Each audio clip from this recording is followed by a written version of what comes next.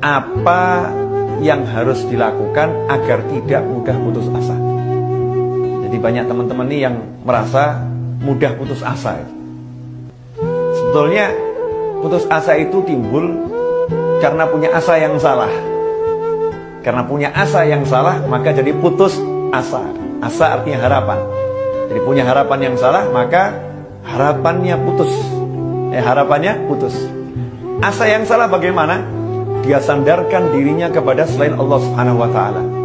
Dia bergantung kepada pekerjaannya, bergantung kepada usahanya, bergantung kepada ikhtiarnya, bergantung kepada kepandaiannya, bergantung kepada relasinya, bergantung kepada teman-temannya, bergantung kepada harta simpanannya, bergantung kepada apa yang dia miliki, dan menempatkan Allah Subhanahu wa Ta'ala jauh dari semua itu. Inilah yang menyebabkan seorang itu mudah putus asa. Karena ketika usahanya itu jatuh, maka asanya pun jatuh, harapannya jatuh. Dia nggak punya sandaran lagi. Ketika kepandaiannya itu hilang, maka harapannya pun hilang.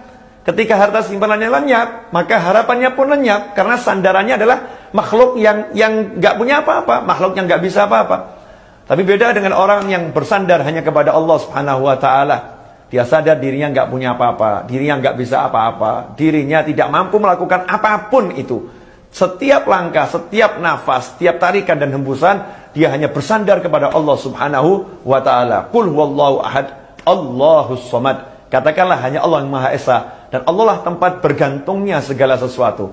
Orang yang bergantung kepada Allah Subhanahu wa Ta'ala, orang yang bersandar kepada Allah Ta'ala, maka dia menjadi orang yang sangat optimis dalam setiap perilakunya, dalam setiap usahanya, pantang menyerah dan tak pernah kenal mundur. Kenapa? Karena setiap kali usahanya jatuh, dia tahu ada Allah yang maha membangkitkan, ada Allah yang maha kuasa, ada Allah yang maha hebat, ada Allah yang maha membantu, ada Allah yang maha memberi. Setiap kali apa menjadi yang dia rencanakan berantakan, dia tahu rencana Allah jauh lebih baik, dan dia sandarkan semuanya kepada Allah Subhanahu wa Ta'ala. Selalu dia menekuni zikir, la haula wala quwwata illa billah. La haula wala quwwata illa billah. Tidak ada daya dan upaya kecuali atas izin Allah Subhanahu wa Ta'ala. Masa bersabda, barang siapa mengucapkan la haula wala quwwata illa billah, maka ucapannya itu akan menjadi obat bagi 99 penyakit, dan penyakit paling lemah, penyakit paling rendah, penyakit paling kecil yang disembuhkan dengan kalimat tersebut adalah penyakit alham, penyakit sumpek, penyakit suntuk, penyakit gak enak hati.